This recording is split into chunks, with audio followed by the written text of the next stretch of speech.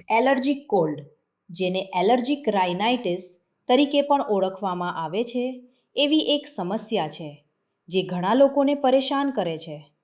સતત છીંક આવવી, નાકમાંથી પાણી વહેવું, ચહેરા પર સોજો આવવો અને થાક લાગવો જેવી તકલીફો દૈનિક જીવનને નોંધપાત્ર રીતે અસર કરી શકે છે. આજે આપણે નગરની અનિતા સંતોષ લગારને મળીએ છીએ.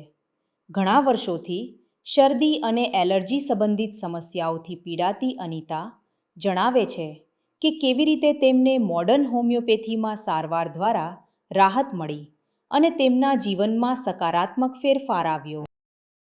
મારું નામ અનિતા સંતોષ લગાડ છે. હું વારંવાર થતી શરદીથી ખૂબ જ પરેશાન હતી. ધીમે ધીમે મારા ચહેરા પર સોજો આવવા લાગ્યો અને સતત છીંકો આવવા લાગી. ત્યારબાદ મેં નગર શહેરના એક જાણીતા ડૉક્ટર પાસે અપોઇન્ટમેન્ટ લીધી. હું ત્યાં ગઈ અને તેમણે મને 10 દિવસ માટે દવાઓ આપી. તેમણે એમ પણ કહ્યું કે જો કોઈ સુધારો ન થાય તો એન્ડોસ્કોપી કરાવવી પડશે. મેં તેમની સલાહ મુજબ 10 દિવસ સુધી દવાઓ લીધી, પરંતુ મને કોઈ ખાસ ફરક જણાયો નહીં. એન્ડોસ્કોપી કરાવવાનો વિચાર મને થોડો જોખમી લાગ્યો, તેથી મેં તે પ્રક્રિયા આગળ વધારી નહીં. ત્યારબાદ મારી મુલાકાત એક મિત્ર સાથે થઈ, જેણે મને હોમિયોપેથીની સારવાર અજમાવવાની સલાહ આપી. તેમની એક મિત્રની સલાહ પરથી અનિતાએ મોડર્ન હોમિયોપેથીમાં સારવાર શરૂ કરી.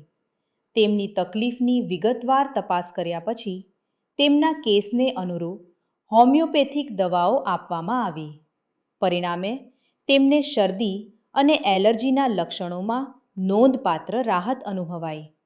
થોડા સમય સુધી નિયમિત સારવાર ચાલુ રાખ્યા બાદ તેમને લગભગ સંપૂર્ણ રાહત મળી ગઈ અને તેઓ ફરીથી પોતાના સામાન્ય દૈનિક જીવનમાં પરત ફરી શક્યા.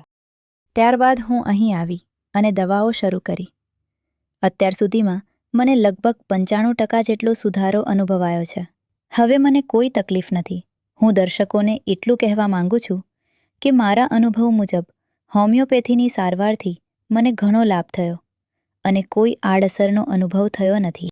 જો તમે પણ એલર્જીક શરદી, શ્વાસ સંબંધિત તકલીફો અથવા અન્ય કોઈ લાંબા સમયથી ચાલતી બીમારીઓથી પીડાઈ રહ્યા હો, તો આજે જ તમારા નજીકના મોડર્ન હોમિયોપેથી સેન્ટરની મુલાકાત લો અને નિષ્ણાત ડૉક્ટરો પાસેથી યોગ્ય માર્ગદર્શન મેળવો.